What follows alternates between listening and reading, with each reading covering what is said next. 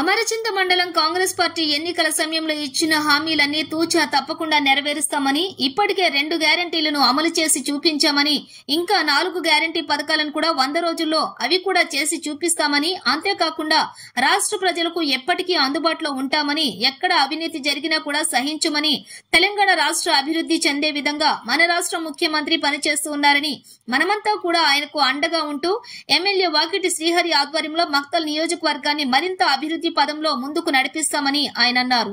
ఈ కార్యక్రమంలో జిల్లా కార్యదర్శి అయూబ్ ఖాన్, పట్టణ అధ్యక్షులు ఎస్ఎం అరుణ్ కుమార్, మండల అధ్యక్షులు మహేందర్ రెడ్డి, మాజీ సర్పంచి వెంకటేశ్వర రెడ్డి, మాజీ ఎంపీటీసీలు మహంకాళే విష్ణు, యువజన కాంగ్రెస్ మండల అధ్యక్షులు శ్యామ్ తదితరులు పాల్గొన్నారు.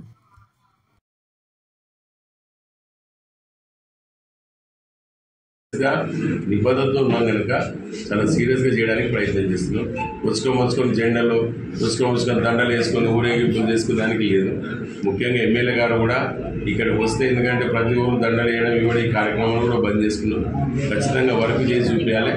వచ్చే ఎలక్షన్లో ఖచ్చితంగా ఓట్లు వేయమని అడుక్కునే పరిస్థితి, అంటే మేము ఓట్లు అడగం, అభివృద్ధిని చూసి ఓట్లు వేసే పరిస్థితి తెచ్చుకుంటాం. ఇది నిబద్ధతతో చెప్తున్నాం.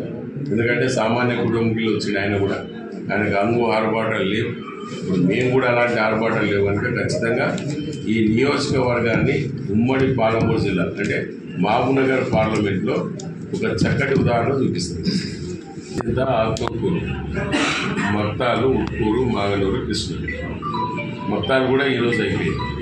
అయితే మిగతా దాంట్లో కూడా సంబంధిత అధికారులందరూ కూడా పిలిచేసి ఎవ్రీ గవర్నమెంట్ సంబంధిత అధికారులను పిలిపించి సర్వసభ్య సమావేశం ఏర్పాటు చేస్తున్నాం. ఏర్పాటు చేసి వాళ్ళందరూ కూడా గైడ్లైన్స్ ఇస్తున్నాం. అమరచింత అసెంబ్లీ అయిన తర్వాత రేపెల్లుడి తర్వాత ఫస్ట్ అసెంబ్లీలో అమరచింతలు పెడతాం, తర్వాత ఆత్మకూరు పెడతాం. అందరు అధికారులను పిలిపించుకొని ఖచ్చితంగా గైడ్లైన్స్ ఇస్తాం. సంబంధిత అధికారులు ఏం చేయాలని కూడా చెప్పేస్తాం.